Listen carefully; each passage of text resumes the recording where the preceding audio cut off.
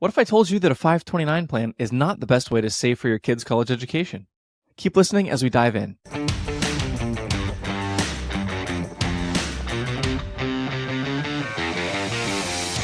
Welcome to the Money Meets Medicine podcast, where we talk all about the personal finance topics you wish you had learned in medical school. I'm your host, Justin Harvey, and here is your co-host who got a full ride to college and medical school, Dr. Jimmy Turner.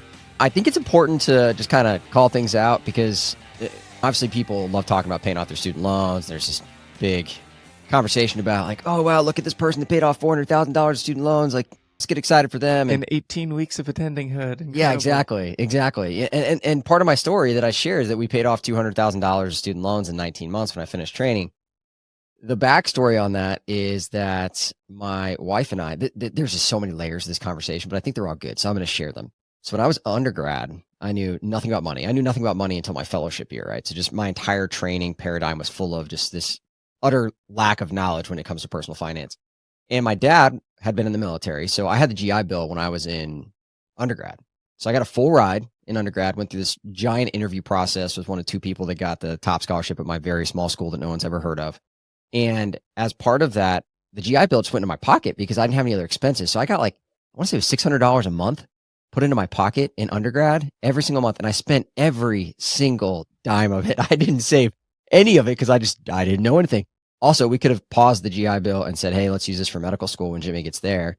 And so I get to medical school and my financial stupidity continues where I decided to take out the maximum number of dollars that I could take out every single year for living expenses, despite the fact that I was married to a teacher who did work. I mean, she didn't make a bunch of money, but probably enough that we could have lived on it and done the right thing and come out with no debt.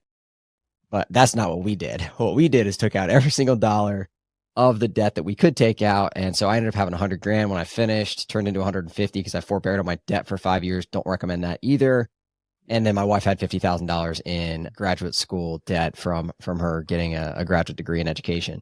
So that's the story. That's where my $200,000 came from. It wasn't for a lack of trying on the scholarship side because I did that well, but I just did everything else wrong. But here it has given you the motivation that you needed to go on the warpath to educate your fellow physicians. So perhaps it's not a total loss. It's really just an investment in your future.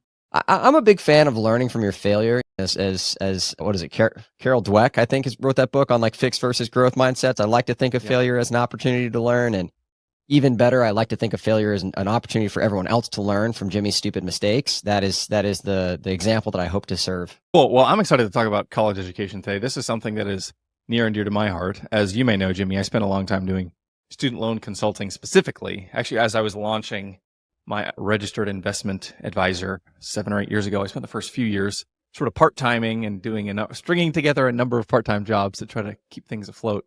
One of them was student loan consulting, essentially, and where I'd be on these conference calls with mom and dad and junior. And they're all talking about junior maxed out his loans. Mom and dad took out their own loans to put junior through school. Now he's got $198,000 and a philosophy degree from XYZ University, and he's thinking about grad school, but he's looking at his required student loan payments, and it's just a big disaster financially for the entire family. And they're all kind of going down together, and they're looking at me to try to pull the rabbit out of the hat.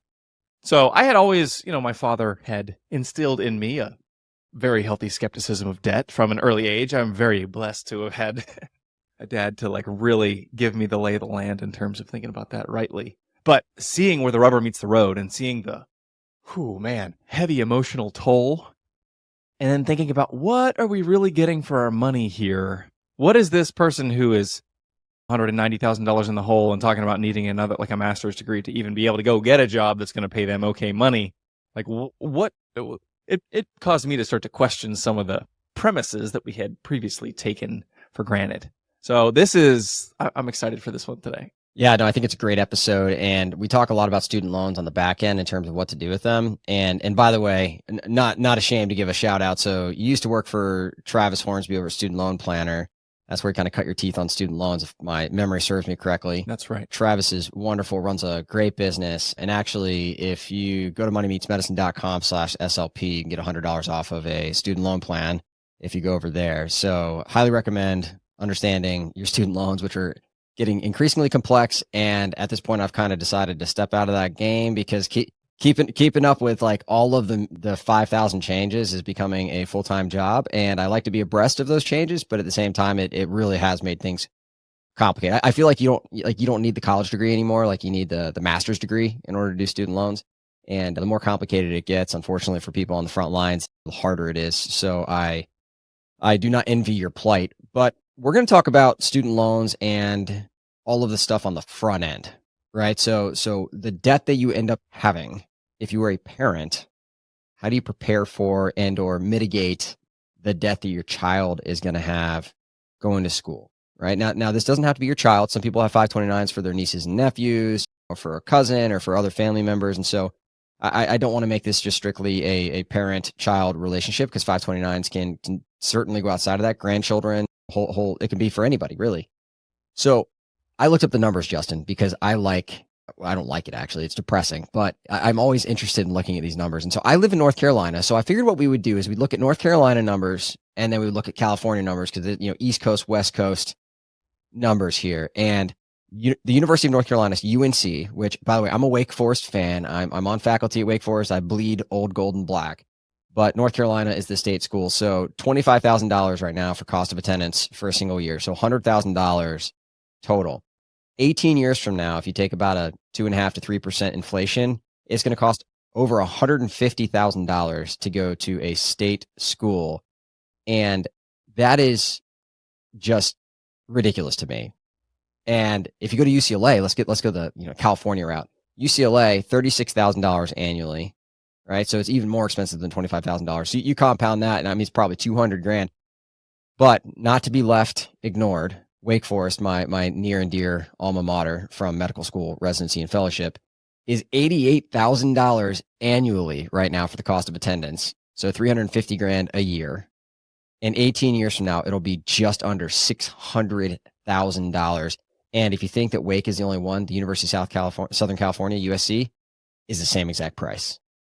So you're going to need somewhere between $160,000 and $600,000 to send one child to school if you plan on paying for all of it. That's depressing. It is depressing. And I noticed that Vanderbilt this year had just touched the 6-figure mark in total cost of attendance for a single calendar year. They're a good sort of proxy for private school. And the general rate for inflation historically is like 3.2% if you look back since 1919 when the CPI data was beginning to be compiled. Inflation for education expenses has been about double that in the last couple decades. So your 3% estimate here is very conservative. It's generous. Charitable.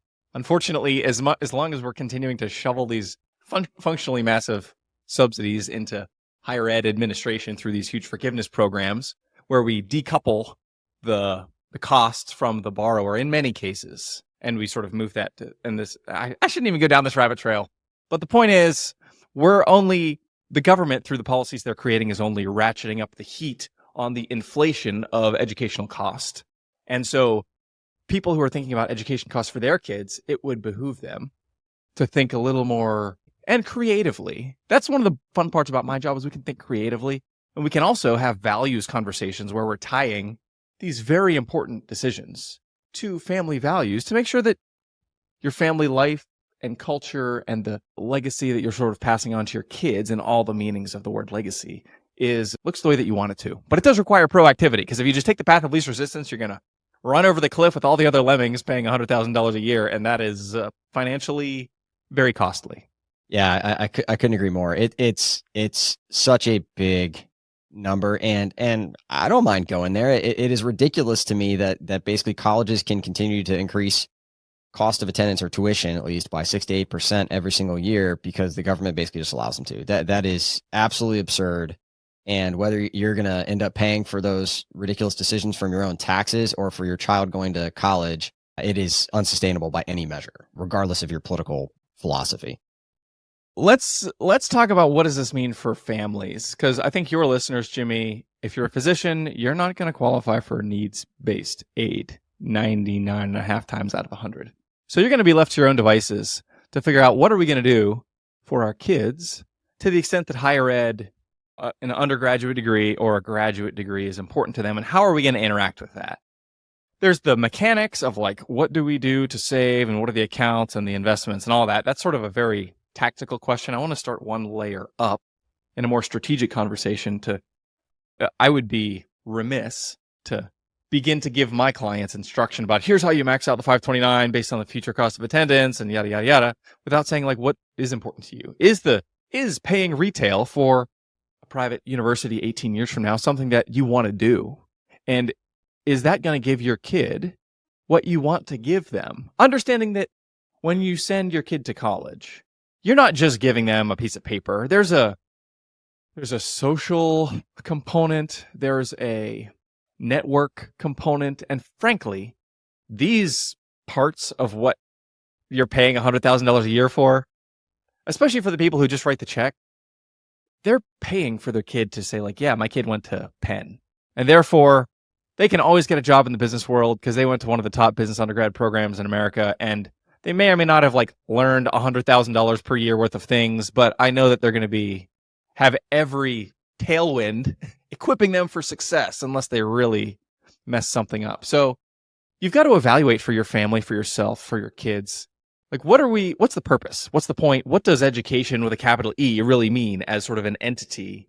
It's not just about the college degree. It's about the experience, the maturity, the network, the perspective that those years bring, and the launching into independence. So if you have enough money where you can cut the check without worrying about it, this is probably a little less applicable for you. It's a little more of a sort of a theoretical exercise, but there's a lot of clients that I have, even ones who make, we'll say, closer to $1 million than zero, and probably even some that make more than $1 million, for whom this, because we're like, you start making money late, maybe you take on a loan to buy into a practice, you've got a big mortgage, you've got car payments, you've got your own student loans, and now you've got like a 12 and a 9 and a 6-year-old, and so your oldest is going to be going to college in like 5 years, and maybe you haven't even started the savings yet. So this is, even if you make a lot of money, it's a real trade-off that you need to assess. So I think starting here, having a conversation with your spouse, saying like, what is really important? To what extent are we willing to just cut the check to send the kid to whatever the university is, to just buy the network or give them the opportunity that comes with just being associated with this particular institution? If that's really important, then all the rest of this is probably not relevant to you.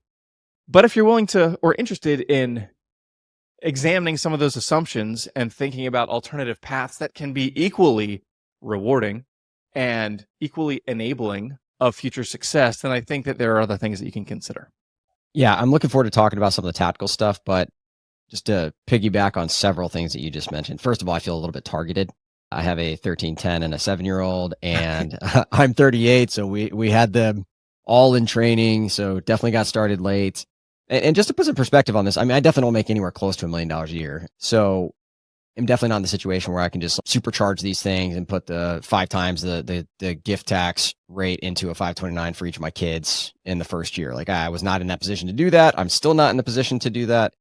And so for us, we've had to have a very thoughtful conversation about what that looks like in that situation where I'm not going to be able to fully fund a college education, and definitely not a graduate education for any of my kids. Like, that's just not going to happen from the coffers of mom and dad. That's just not going to be a reality for them.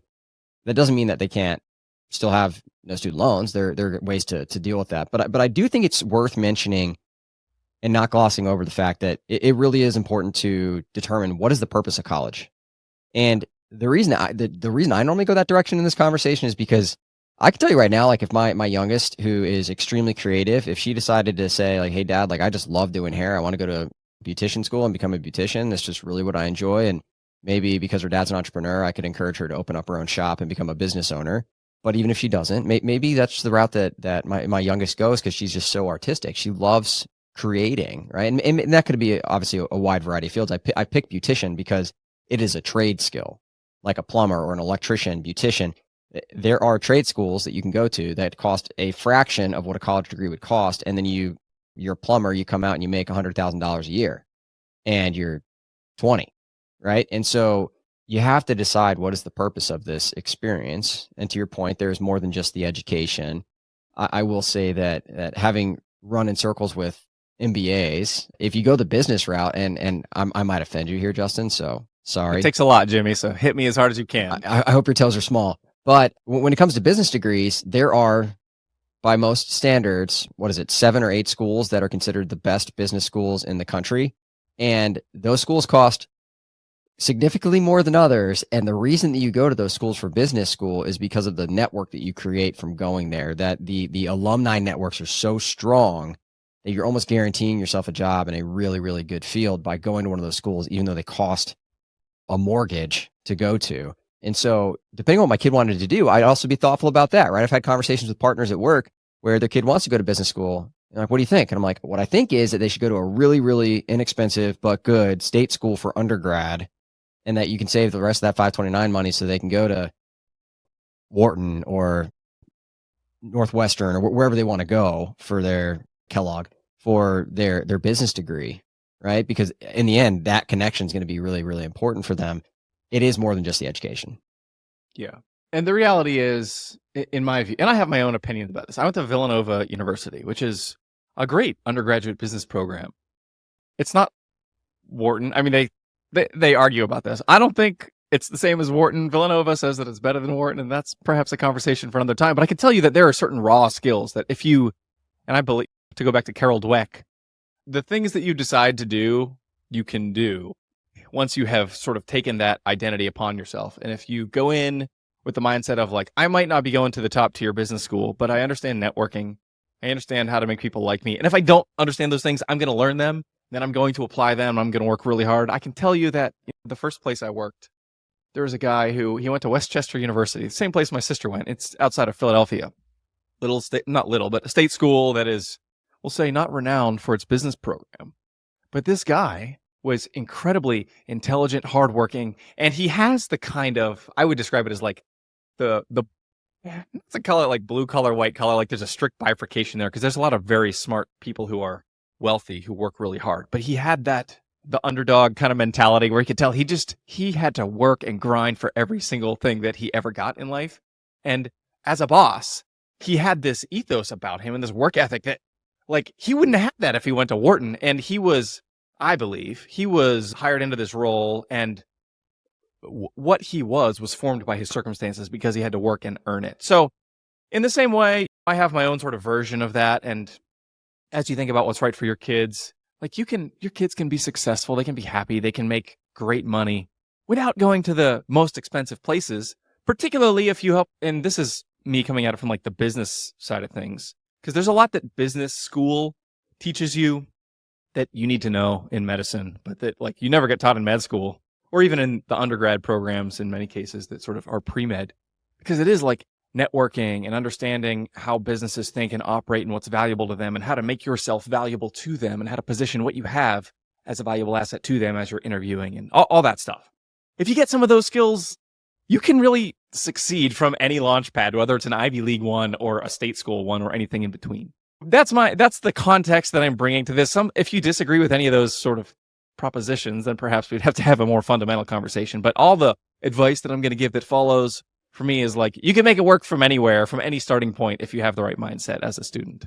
No, I completely agree. And it was interesting because I know of, without getting too specific, prior, let's just call them people that I worked with that were going to go to medical school, and they were in the process of choosing between one school, which was significantly less expensive, and another school that was significantly more expensive, but that more expensive school was slightly better in terms of the public eye. Now, I'm not talking like going to Joe Schmo's medical school versus Harvard.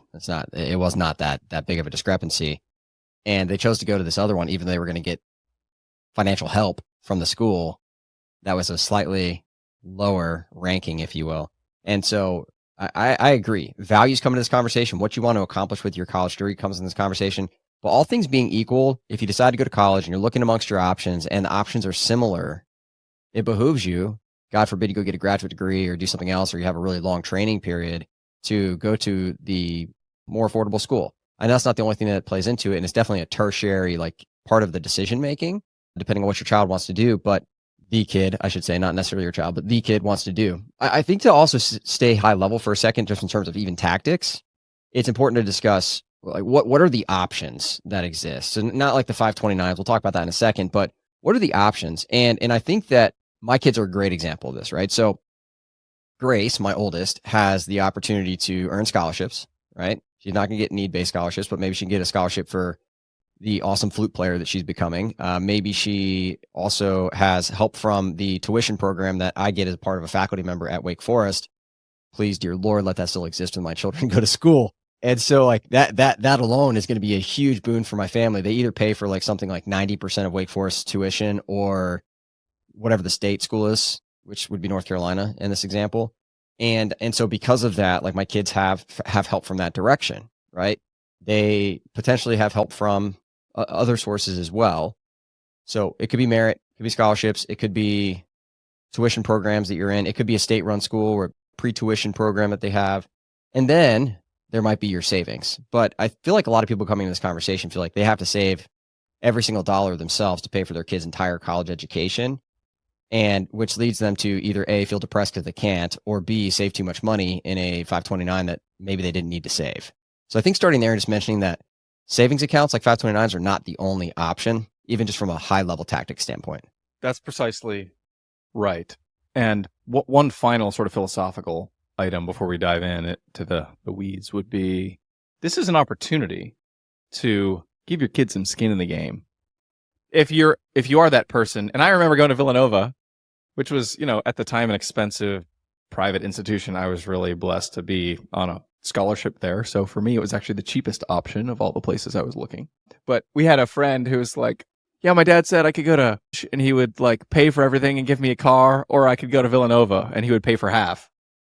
And we were like, dude, we love it here, but you're an idiot. That makes no sense. Because for us, it was like, yeah, maybe Villanova is a little better than Boston College, I guess, but I don't really know. And if you use this opportunity, this college decision to give your kids some skin in the game, say, listen, I'm going to pay for half. I'll pay for the first 2 years. You pay for the second 2 years. And we're going to fund 529 to the extent that we can do that. Or whatever the arrangement is, if it continues to get very costly and you do want your kid to go to college and you do want to enable that, maybe it's more like a 3-to-1 ratio or whatever you want to do. But allowing them to have some participation in the economics, even if it's a small one, it's a great opportunity to build some character. And everyone listening to this, you're making a good income and you might not feel rich, and you may still be scraping by in terms of paying your bills, depending on where you live, but your kid has abundance, economically speaking. And so they're going to be swimming upstream, probably from the time they're very young, to be able to appreciate the value of a dollar, unless you're very intentional about it. And this is one of those opportunities where you can not just give them this incredibly valuable thing, but show them how much it costs. Show them the sacrifice. Like, I'm going to work another 4 years on the back end so I can send you and your siblings to college. Like, I hope you appreciate that.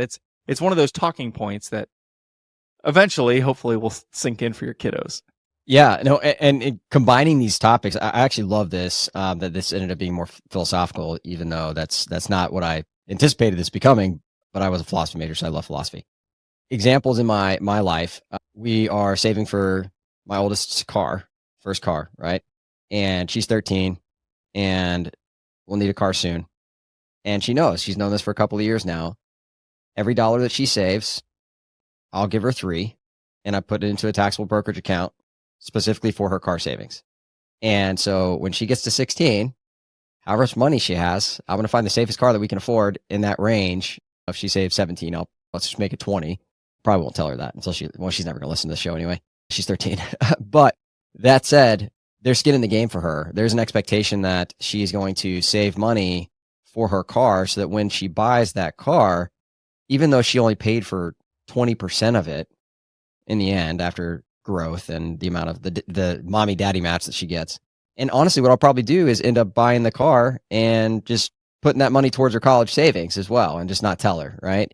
But what the other half of that is that my family, right? We are trying to accomplish several financial goals. And because we started later, we save a ton of money for so when I tell you this number that we're going to get to for each of our children, we save almost $2,000 a month for our kids' college education right now. And so it is a very large number for us. And despite that very high savings rate, because we started later, we had kids in training, couldn't start till later, each of our kids are probably going to have around $150,000. And so from my standpoint as a dad, I'm like, hey, look, we're going to look at all the options we have, including you working your tail off to get a merit-based scholarship, including the tuition program that I have, which keeps me employed at Wake Forest, or the money that you're going to get from your 529 that we've saved. But like, this is the bucket.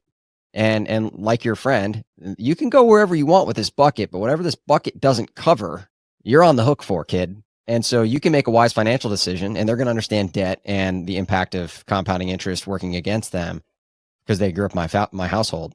But suffice it to say, there's going to be a finite amount of money, and then they get to decide what they want to do with that. But it'll be very clear to them that whatever is not covered, they will be covering. I think that's a great idea. The only sort of problem with this, I am an idealist, and so I'm describing the best possible situation, is you can wag your finger at your 17-year-old and say, listen, you don't want to be $150,000 in debt because that's bondage for the next 13 years of your working life after you. And that's all true, but what does that mean to a 17-year-old? So one of the I'd say dots I'm still trying to connect is how to take these things that Jimmy, you and I know are true. Oh. Can you hear my 1-year-old at my door here? Yeah. That's a Villanova class of 38. And trying to have these 17-year-olds like make a decision in their own best self-interest. It's like talking to the HR person saying like, I'm going to leave. You better give me a raise. And the HR bureaucrat's like, whatever, I don't care. It's not my problem. And then you leave, even though your job should give you a $20,000 raise to keep you because you're going to have to pay $100,000 to a recruiter and the lost productivity. Like, you can't help them make the decision in their own best self-interest. Sometimes there's the same problem here with teenagers. Well, and you're going to learn, right? I mean, it's like we talked about earlier, you learn from failures.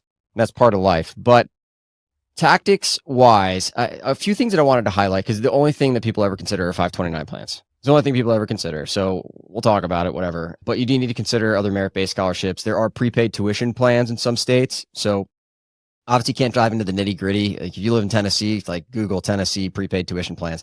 I don't know what exists in your state. The one for North Carolina is uniformly terrible. So not a great state to do that. But some, you just put in X amount of dollars every month. And then when your kid goes to college, the tuition's paid for. So some states, it looks really good. Some states like mine, the 4 colleges you can choose from are not 4 colleges that I'd send my child to be honest with you. No offense if your college is on that list. I'm not going to say what they are. But suffice it to say, my children will not be going to those schools. Yeah. So here's the way I tend to break this down for clients is there's different sort of categories of funding sourcing. 529 is an important tool. And using a 520, there's sort of different layers of 529 benefit. The first benefit for a 529 is understanding, is there a state income tax deduction in my state for a 529? And if there is, up to what threshold? So maybe it's $5,000, maybe it's $10,000, depends on your tax status. Sometimes it's per kid. You want to be aware that there's a current year tax benefit for making that $10,000 contribution in 2024. I'm going to have a deduction on my state tax return in the amount of $10,000 for my state. So you take the effective tax rate for your state, and if it's maybe there's a marginal scale and it comes out to 6% blended rate. If I put $10,000 into a 529, I have a $600 reduction in my state income taxes. So that's one thing to be aware of, is you got to look at your state. The second benefit is the tax-free growth, assuming that you use these funds for qualifying educational expenses. So room and board, tuition, and some associated costs. The problem is that a 529 is a restricted account, meaning you can only use these funds for qualifying expenses. And if you don't, there are penalties that will negate much of the benefit that you have accrued over the years with the tax-free growth. And so my recommendation, especially for families with younger kids, because there's so long of a horizon and I do think that higher ed, we're seeing more and more all the time, like whether it's something that Elon Musk says about like, we're not going to hire kids to go to college, we're going to do our own 6-month thing and then we're going to hire them, or coding boot camps, or there's like a whole alternative educational ecosystem that continues to sprout up. God only knows what it's going to be 10 years from now. And so does it make sense to put $400,000 in a 529 if you can actually do like YouTube University and then get a great job making close to 6 figures? And this goes back to the sort of philosophy question. So if it's all about the job, the answer is clearly not. If there's more of the social network aspect, then it's perhaps a separate conversation. But the point is, what I recommend in many cases, and you got to talk about your goals first, but for parents that want to fund a meaningful portion of their kids' education, is to pick a ratio. Say we expect the total cost of education in a few years to be $400,000. We might say, okay, if it's $400,000, we want to fund 50% of that in 529 contributions plus presumed growth. So we're going to make contributions into a 529 account that will land us within that 50% range. So maybe we're going to try to have 200 grand for our kid by the time they finish high school. What that will do is give you the tax deductions in the current year, give you some tax-free growth, give you a nice pot of money from which you can fund undergraduate expenses. If your kid gets a scholarship or does like ROTC or does a trade school, it creates other like you can still use this for a trade school. You can also use this for K to 12 up to $10,000 a year, which that's a whole separate conversation. But it gives you good momentum, but it doesn't necessarily pay for retail price for Harvard. And so there may be a shortfall if your kid or you jointly decide to do that private university option. And then there's a couple sort of second and third layers of funding. The first is usually a taxable investment account. So Jimmy, just like what you're doing with the car savings, like let's have an account that's earmarked. There's no inherent tax benefit to this account, but if we manage it in a tax optimal way, low turnover, we can even do some tax loss harvesting depending on what's going on, then that can be a bucket of money that will grow and can be accessed for any purpose in those collegiate years.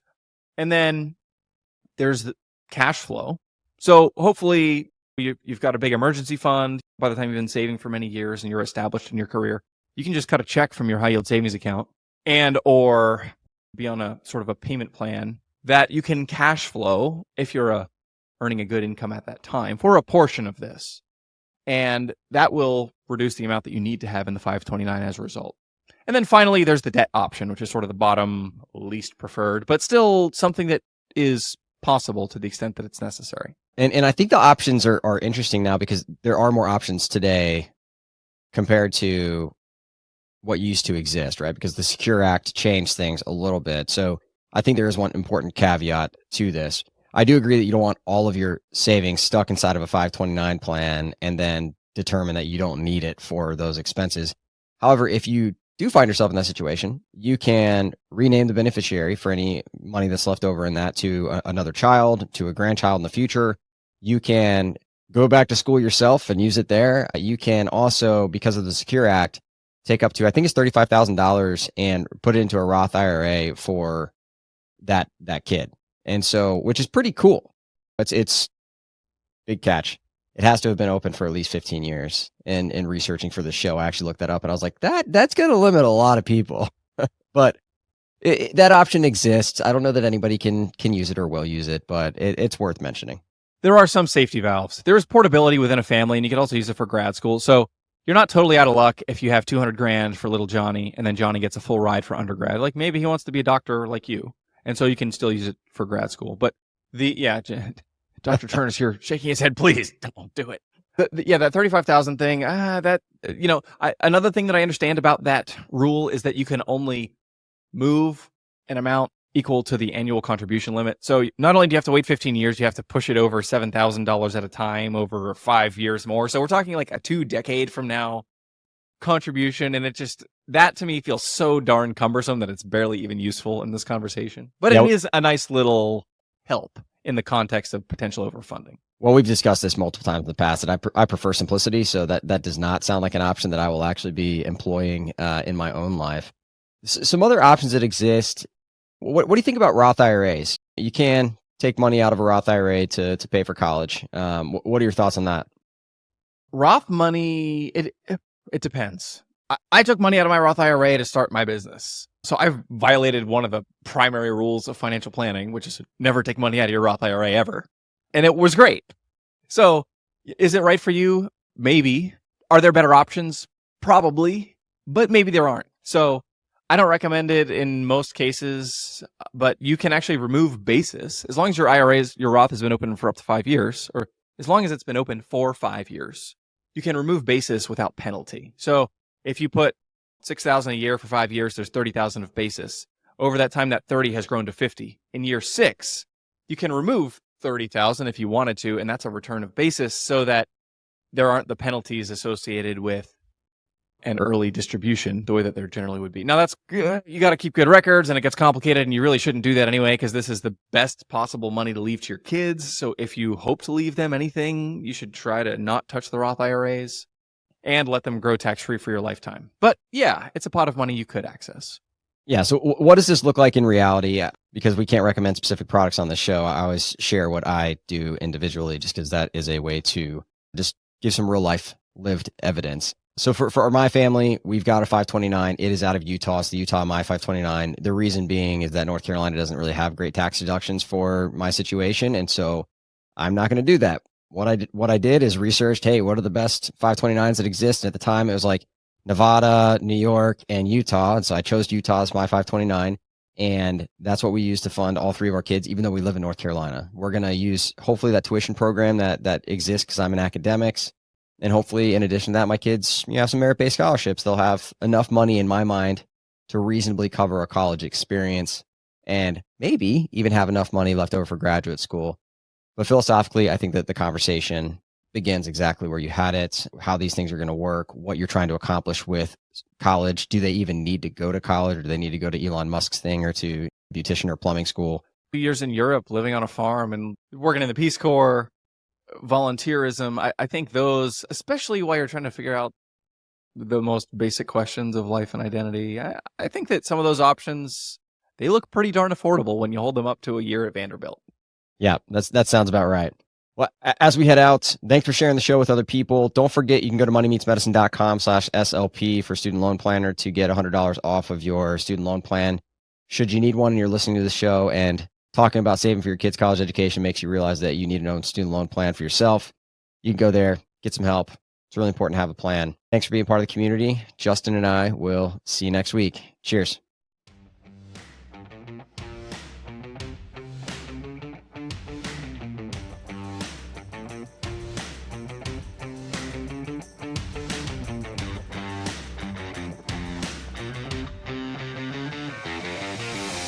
Justin Harvey is a certified financial planner at APM Wealth, where he helps anesthesiologists and pain medicine physicians. Dr. Jimmy Turner is a practicing academic anesthesiologist at Wake Forest in North Carolina. He's also a licensed insurance agent.